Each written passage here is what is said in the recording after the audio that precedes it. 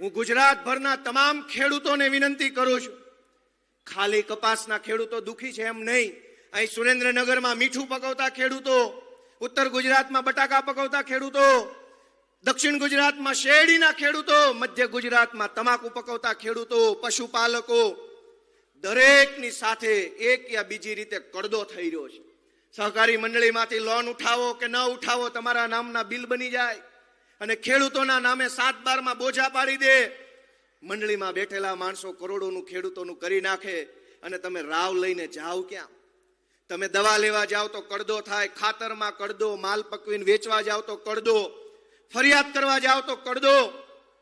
દોસ્તો, આ કડદાવાળાને કાઢવા માટે થઈ અને અરવિંદ કેજરીવાલજી આપણી વચ્ચે પધાર્યા છે આ કડદાબાજોને કાઢવા.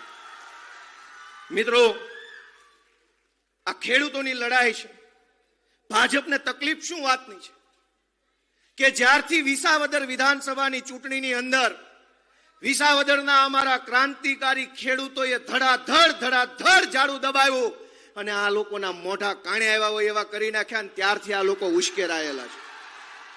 વિસાવદર વિધાનસભાના ખેડૂતોએ ગુજરાતને બતાવ્યું કે ખેડૂતમાં કેવડી તાકાત છે.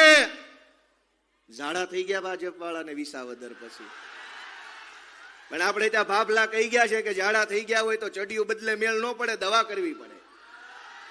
ભાજપની સરકારને ઝાડા થઈ ગયા છે અને બદલે છે મંત્રી. હવે મંત્રી બદલે મેળ નહીં પડે, આખી સરકાર જ બદલવી પડે એમ છે.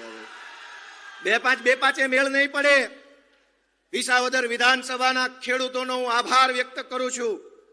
અને આજે આ કિસાન મહાપંચાયતમાં ગુજરાતના કદાવર ખેડૂત નેતા, છેલ્લા 3 દશકામાં એમના જેવડા કદાવર ખેડૂત નેતા થયા નથી એવા સ્વર્ગસ્થ કેશુબાપા પટેલને પણ હું અત્યારે અહીંયા યાદ કરું છું.